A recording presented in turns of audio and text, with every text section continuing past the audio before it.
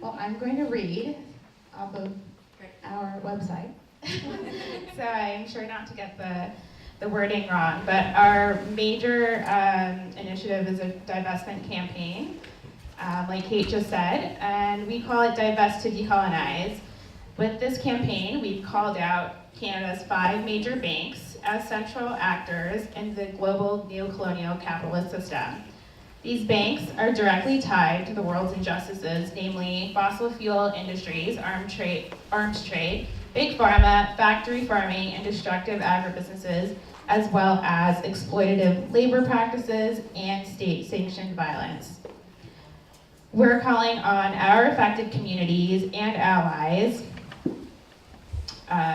namely Canadians, to divest from these banks. Through Divest to Decolonize, we also promote alternatives to capitalism, such as bartering and land-based subsistence activities, and we're planning to further build upon this aspect of the campaign. The objective of our mass divestment campaign has been to expose the patterns between neoliberal ideological principles and major financial institutions. We see capitalist financial institutions as being a foundational layer of the ongoing colonialization of our bodies and land. We're not asking for accountability. Rather, we're calling upon our people to completely disengage from these inherently oppressive entities. So I guess what we have here is kind of just like a very long list, and most of which I'm not going to read, of different banks. We have the 5 Canadian banks, but there's also a lot of other banks, and the things that they invest in. So I'm just going to kind of go through some of the key things that these companies invest in.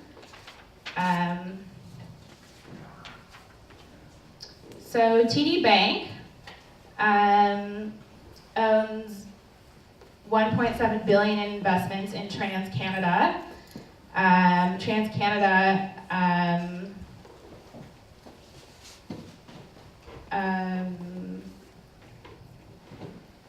TransCanada's Keystone Pipeline is a joint venture between Canada and the US. TD invests in Torex Gold, Energy East Pipeline. RBC is a major investor in the First Quantum Minerals Limited, and they've had a major presence in the Congo doing mining. RBC also invests in Barrick Gold, Goldcorp, CBC invests in Diamond Resources Incorporated and Hudbay Minerals. BMO is invested in Valley Canada Limited. BMO also invests in Kinross and Yamaha Gold. Scotiabank invests in Enbridge, Northern Gateway Pipelines, and Suncor Energy. And we've also looked internationally, and we find that the banking system